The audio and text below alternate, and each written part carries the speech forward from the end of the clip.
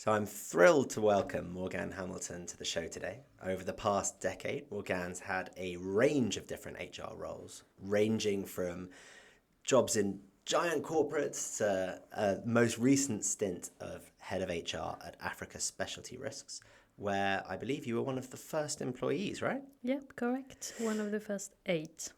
Wow. So since then, I think your role has probably increased and grown as fast as the business has.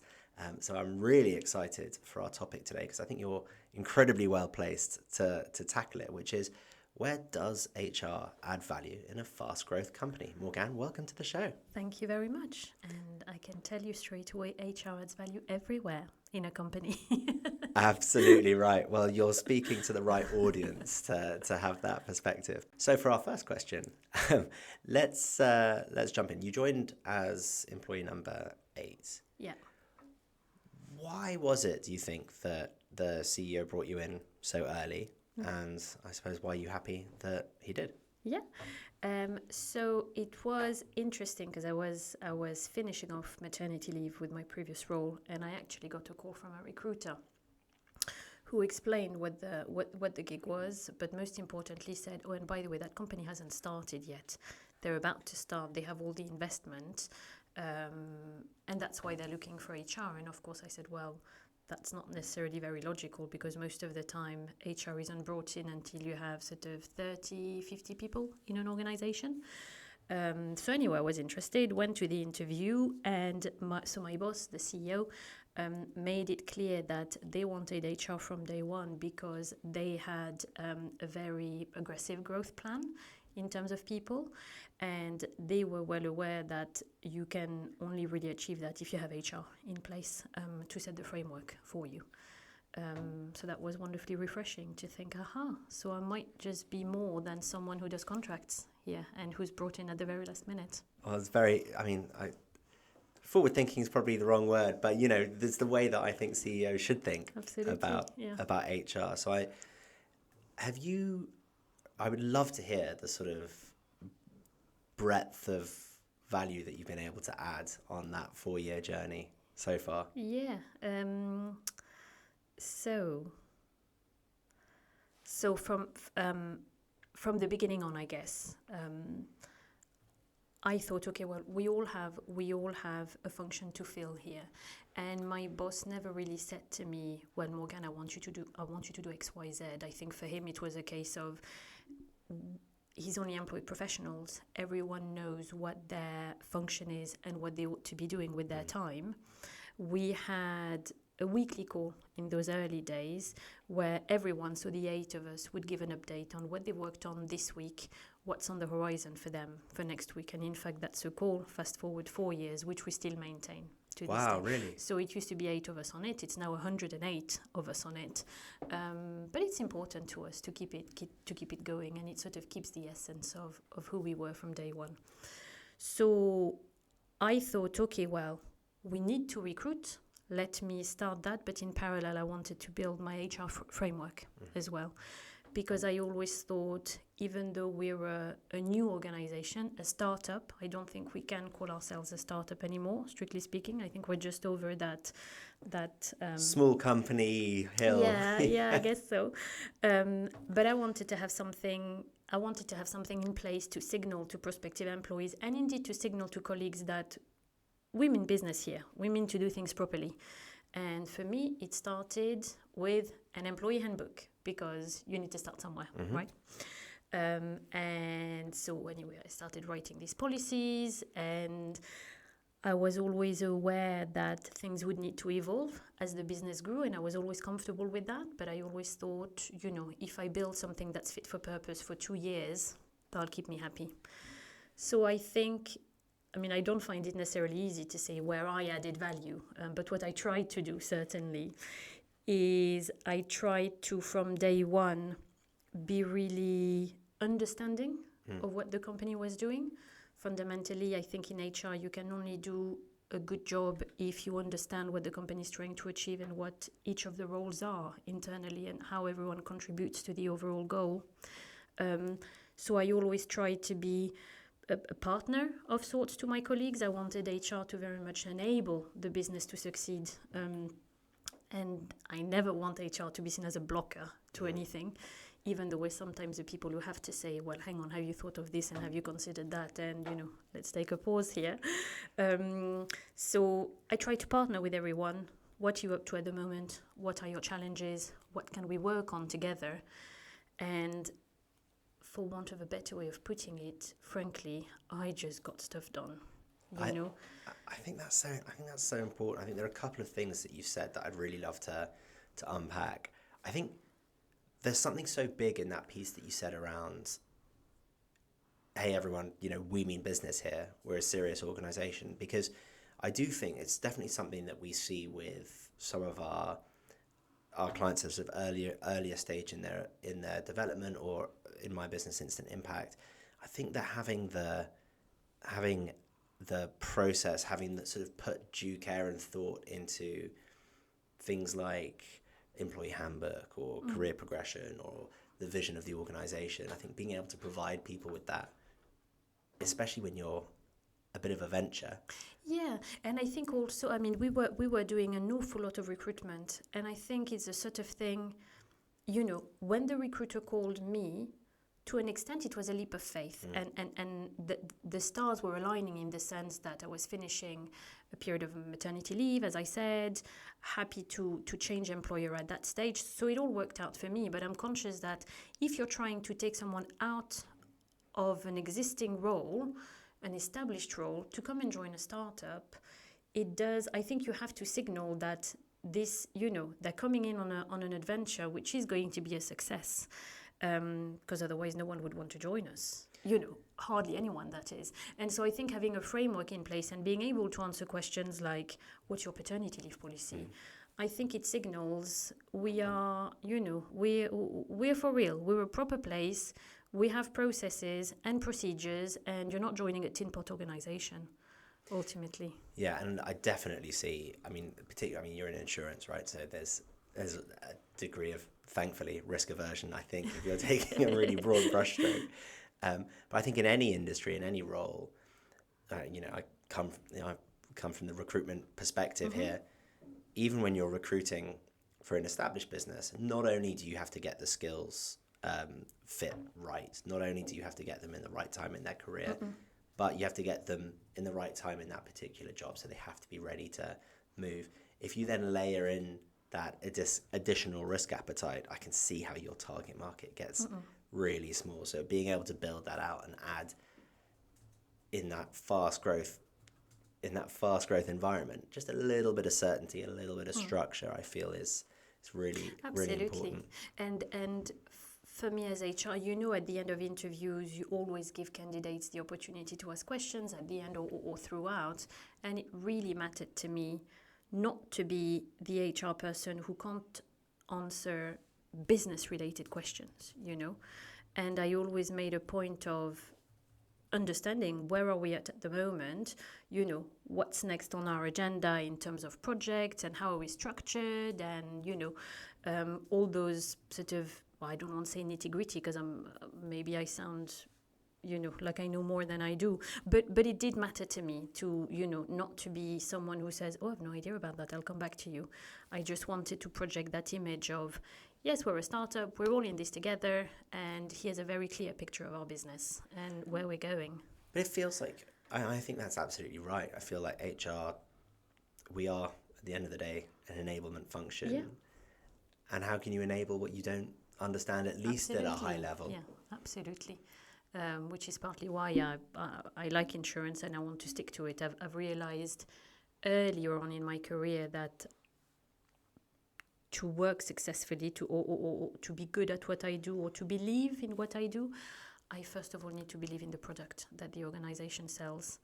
I worked in insurance for a while and then went to another sector. And I came to the conclusion fairly early on that if from one day to the next that sector was to not exist anymore, the world would be fine. In my humble opinion, if insurance stops from one day to the world will be in a bit of a pickle. Yeah, it wouldn't be. It wouldn't be great. Absolutely.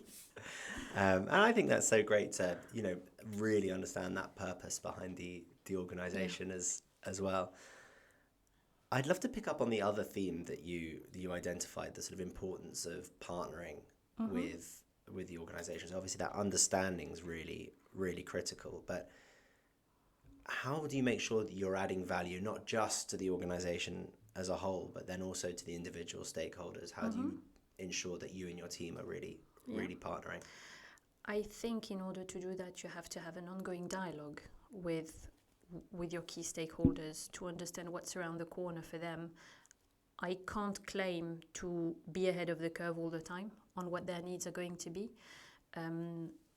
But I'd like to think that I am able now and then to say, oh, we discussed this about so-and-so. Have you thought about doing X, Y, Z? Or, why don't you sit down with them and go through, I don't know, whatever process is, or because that might help them unlock a couple of things. I think that's the way that you can add value. Thinking of solutions, not waiting to be presented with problems that you, of course, always trying to find a solution for, but ideally think about it before the problem presents itself. Yeah, and I think that's so important as well. Just to bring it back to that fast growth point, do you think that your stakeholders in a fast growth organization are more in need of that partnering than in a slightly more stable organization, just because things are going a million miles an hour? I think so. I also think that part of the reason I've been hopefully able to make a difference is because I have a boss who often has and still does send people my way. If they go to him with, I don't know, hey, I need to do X, I need to do Y, I think he, depending on what the matter is, obviously, but I think he regularly says, well, have you spoken to Morgane? Or Morgane, come, you should be in on that conversation. And I think that's also, I've been very lucky in that role that I have had to fight to be it, and I haven't really had to fight to demonstrate to my colleagues, hey, if you include me, I can make your life so much easier. Because I think most people have understood that it's in their interest to involve me from day one. Either because they tried it once and it's been successful, or because they went to their boss who said to them, well, does Morgane know about that? She needs to help you. That's made my life easier. Yeah, I think that's so interesting. And I feel that the sooner stakeholders involve HR, the better it is for everyone. Yeah. So aside from your boss obviously helping to steer people your way, are there any hints and tips you've got for the audience in terms of how to get people to involve the HR people team earlier in their decision-making process? I think one thing is just don't be shy and just have I don't think it's courage, it's more maybe a matter of confidence. Have the confidence to go out to those stakeholders and to say, hey, I hear you're working on this. Is it the case? Because if it is, I have lots of ideas, or I could help you with X, Y, Z. Something I'm not shy of doing, and I appreciate it's not for everyone, is after the event going, well, see, if you'd involved me, I could have spared you X, Y, Z. And I think it's important, I think we are often in HR, we end up going, well, there you go, I told you so. I'll refrain from saying I told you so, but that's what I think. Now and then saying it is helpful, because next time around you might find that they do contact you earlier or before things have gone wrong. That's really interesting. And it goes to a point. I was having a conversation just the other day about the need to be seen as creative in HR instead of I suppose, or creative or collaborative in HR rather than just, have you thought of that risk? Yeah. Don't do that. Yeah. You've seen me raise my eyebrows because I think I'm probably the least creative person around. And I changed the word. And I always think, what, don't reinvent the wheel. If it works, just, But certainly, I try, I think most of the time, not to say, well, that's not going to work because of X, and you can't do that because of Y. Rather, have you thought of this? Because it could unlock this and that possibility. Or have you tried to position this conversation in this angle? Because then the person might think. So I think explaining what the options are, and the positive things it might lead to, as opposed to being seen as a blocker, I think is helpful in the type of organization that we are, because we have so much to achieve. We just have so many things to do. I think it's important to show your key holders, well, how can we, key stakeholders, sorry, I can't speak properly, how can we get there? If I help you, this is what I can do for you. Maybe, who knows, in 10 years' time, we'll be such a big machine that I'll be able to say, well, no, you can't do this, and no, you can't do that, and look at the procedure, but we are absolutely not there yet. And do you enjoy this environment where everything is moving much faster and you don't have that structure? So we recently redid our MBTI types, and I'm very much a J. So fundamentally, I love structure. I love a plan. I do not like to deviate from it. And so I've learned a lot. My boss said recently, getting from A to B in the real world of business is never linear and planned, and it's always sort of squiggly lines, but you get there. And I am learning to be comfortable with that. It's not my default. And of course, I'm about to say, I think it's a good thing to bring some structure. Of course, I would say that, wouldn't I, bearing in mind that I am structured. But I do think it's good, when if I'm thinking of recruitment in particular, you have to have a plan. You have to have an interview in the diary. Be ready for the candidates when it comes through. Not reschedule it 1,000 times, because what does it project to the candidate? I don't think it projects the best image of the organization.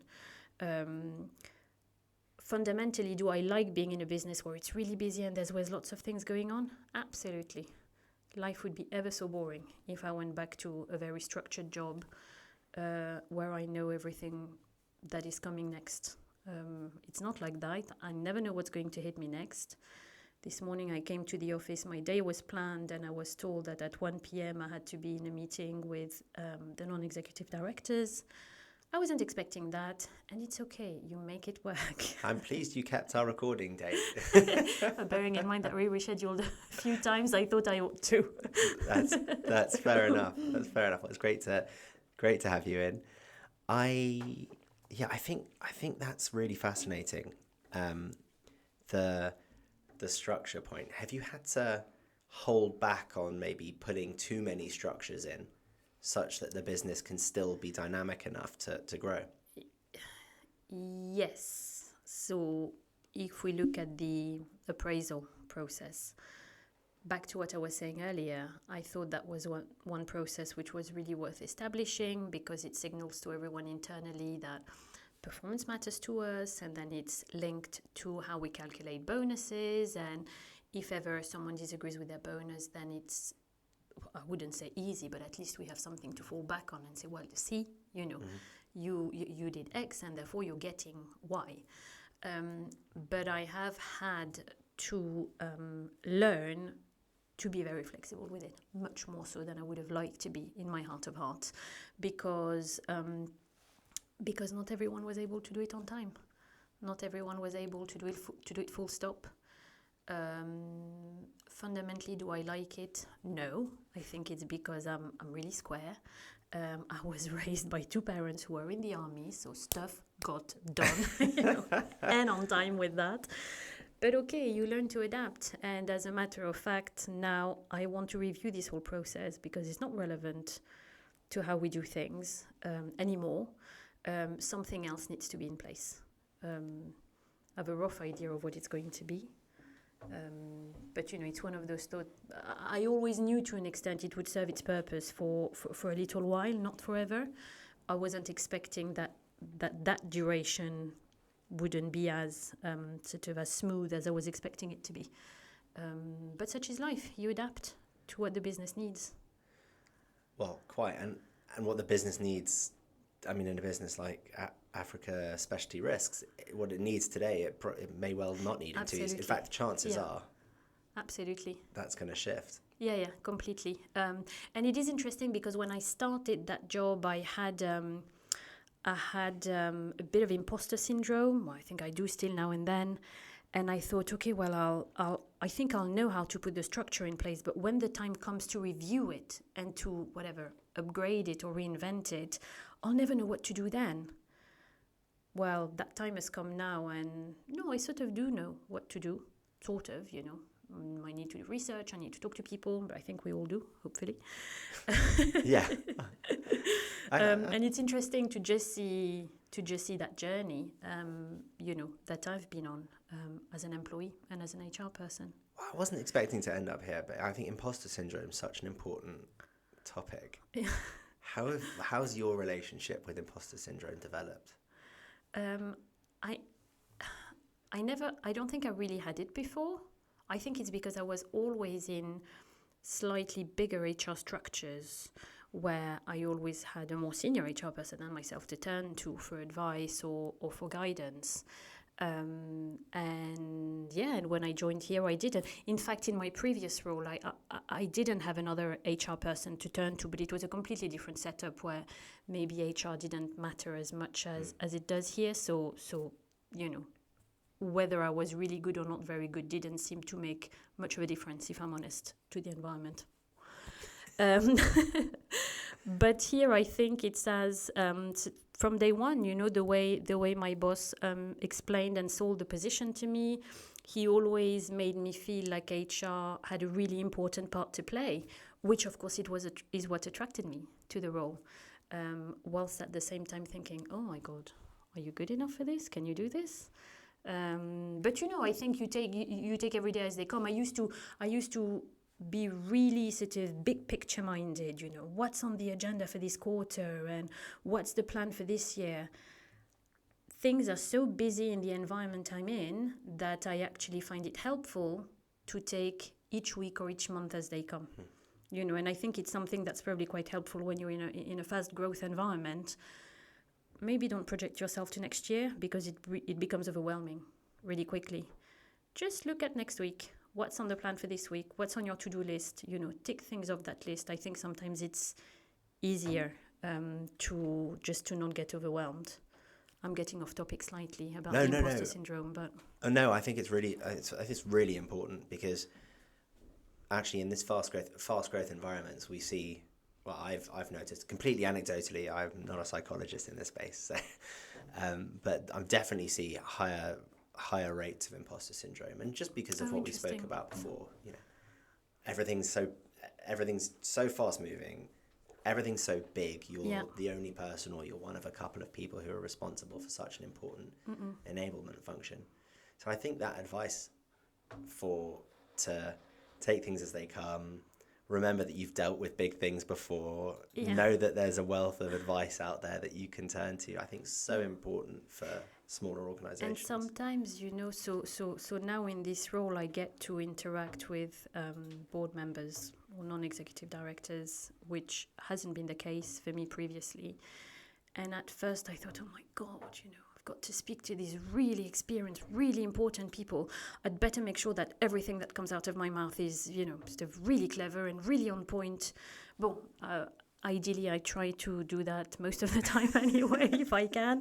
But also sometimes just reminding yourself they're just people. I think it helps sort of calm everything down and make you a little bit less anxious about how you're going to come across. It's one of those self-fulfilling prophecies as well, isn't it? If you're really anxious, you come across as anxious, and then you're much more likely to say something stupid. That's my experience of it anyway. Absolutely. I definitely feel like I'm the least impressive version of myself with the people I'm trying to impress the most. So. And of course, knowing that is not helpful. No. Recently, a colleague and I ran some training internally to our colleagues in Mauritius, and it was based around sort of impactful communication. And we shared at the end tips that we use. So they're not necessarily foolproof. It's just what works for us when we have to present to a slightly bigger group. And anyway, we had all sorts. My colleague is female, and she was saying, she needs to have her heels on. And I was saying I like my hair to be braided because it makes me feel like I've got my war sort of hairdo on. And I think sometimes just that projection, or sort of picturing yourself in that context and knowing that you're doing the right thing or that you're saying the right thing really helps. Like I've got this. Yeah, I think that's so important. If it's interesting, my top tips, I always like to dress up nice. That's one. Yeah. But then the other thing I always do is, I know if I can say the first 2 sentences perfectly, everything else will take care of itself. So I practice those ones over and over again. And then once I'm through 2 sentences, I'm like, okay, well, people probably think that I'm not an idiot now. Yeah, exactly. It's all good. You can do the rest of it. That's really interesting. I think you mentioned Mauritius. Obviously, the business is incredibly international. That must have made everything a lot more complex. Yes. So we have an office in Mauritius, an office, very recently we opened an office in Dubai. Oh, cool. One in Casablanca as well, and we have a presence in Kenya. And it was a big undertaking when my boss turned and said, right, so you need to open Mauritius now. What?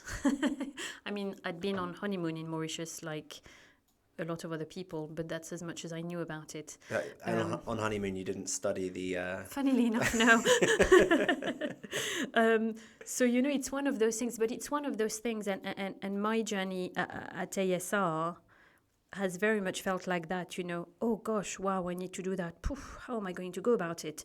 And then a few months down the line, you turn around and you go, oh wow, I've done that. Brilliant. I mean, Mauritius, I wasn't by myself.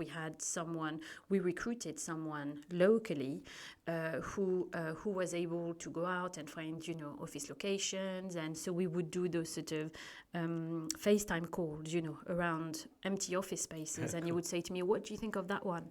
Oh, what do you think of that one? So, it wasn't an effort just on my part, right? It was a team effort ultimately. But it's fascinating because I end up becoming familiar with Mauritian employment legislation and how you do things down there, and it's the same for our other offices. I'm ending up being by no means an expert on local legislation, but certainly very familiar with how things are done and how they differ from the UK, which I didn't necessarily think I would 4 years ago. Oh, it's just wild how different employment legislation is.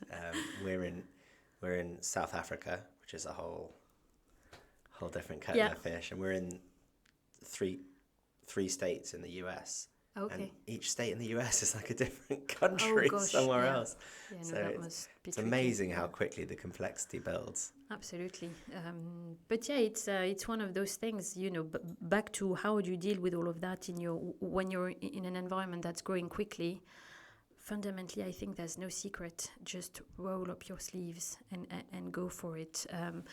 And also, whilst I'm saying roll up your sleeves, something that I've done from day one, and not just me, right? All of us who were here in the early days, we were never shy of getting involved in things that weren't strictly speaking our area or our department. And I think it's really important to have that mindset of, okay, I'll do some research, I'll give it a go, I'll speak to people, I'll show you what I've done, even if it's got nothing to do with HR. Within reason, and no one has ever let me underwrite anything. I think it's probably a good thing. That's probably the best. anyone who's got anything underwritten by ASL will be pretty pleased to hear that, I'm sure. So just time for a couple more questions. We've spoken a lot about getting stuck in, about taking each day, each week as it comes, about understanding the minutiae of as much as possible, different areas of the business, different geographies, all the rest of it. Do you find the big picture, do you find that keeping the big picture in mind is helpful? I'm taking a while to ponder that one. I can't possibly say no, because otherwise, if you don't know where you're going, ultimately, how on earth are you going to get there? So the answer has to be yes. I think it would completely lack coherence if I said no. And how often do you revisit that big picture? I mean, I guess it's always at the back of my mind to an extent, you know. What could I, if I go back to the appraisal process, because it's something I'm looking at the moment. Fundamentally, I know what I'm trying to achieve for the business. I'm trying to achieve a process that is not too complicated or cumbersome for people to follow, and I'm trying to achieve something that's going to enable us to link in with compensation. But because it's there and because I'm clear on what it is I'm trying to get to, therefore I can focus on the tiny little bits of pieces in between. I don't know if I'm making much sense. Yeah, absolutely. I think you have to be absolutely clear what the bigger picture is, because otherwise you'll go in every which direction, you know, and you'll spend your time chasing your tail and not knowing what you're doing next. And I guess some of that comes from your understanding of the different functions that you were talking about right at the very beginning. You know, you understand what they're trying to achieve, so you understand, you know, their big picture, and to some degree becomes your guiding light too. Absolutely. So, last question then, for someone that's going into, I mean, maybe not 8th employer, because I think that's going to be a relatively small small audience. Let's say someone's joining a 20, 30 person organization as their first HR lead. What advice would you have for them, assuming that they've come from something a little more structured? I think the first piece of advice would be, don't be scared to ask questions. If there's anything you're unsure of, just go to your colleagues. You might find, certainly I have found that most of them, if not all of them, have been so generous of their time and have taken the time to explain lots of things to me that I didn't understand. So I think is the one thing, never be scared, because you're in HR, to sort of be on the periphery of everything. Go in, ask questions. How can I get involved? What is it that you expect from me? Would be one thing. The other, which I think has been helpful for me, was to be super organized. You know, I was a one-man band for 2.5 years. And for those 2.5 years, I lived by my diary reminders. I'd send people diary reminders, silly things like, oh, your new starter's coming on Monday. Boom, I'd send them a diary invitation. I would put every single information about my employees on an Excel spreadsheet, which was, I'm so glad I did that, because when I finally invested in an HR system, the data migration was such an easy process. You know, so I think set yourself up. Of course, you don't know at what stage you're going to purchase an HR information system, but try to get the basics right, because you'll find, ultimately, I think you'll never be disappointed you were too organized. Yeah. You're never going to be like, oh, why did I put that extra column in? Exactly. Even if it was useless, okay, fine. I'm sure 90% of what you've done will be useful. So I think those would be the main two things. Just get in there, muck in, ask questions, make sure that people always know that you're there, because otherwise it's easy to be forgotten in HR. You know, I think it's very easy to be seen as the department who spends money as opposed to makes money. So just make sure that you're there, showing your face, asking questions, asking how you can get involved if you haven't figured it out yourself yet, which can sometimes take a while. And also get your processes right so that ultimately it can work for you. That's such a great answer, Morgane. Thank you so much for joining us pleasure. today. I really enjoyed our conversation. Thank you so much for having me.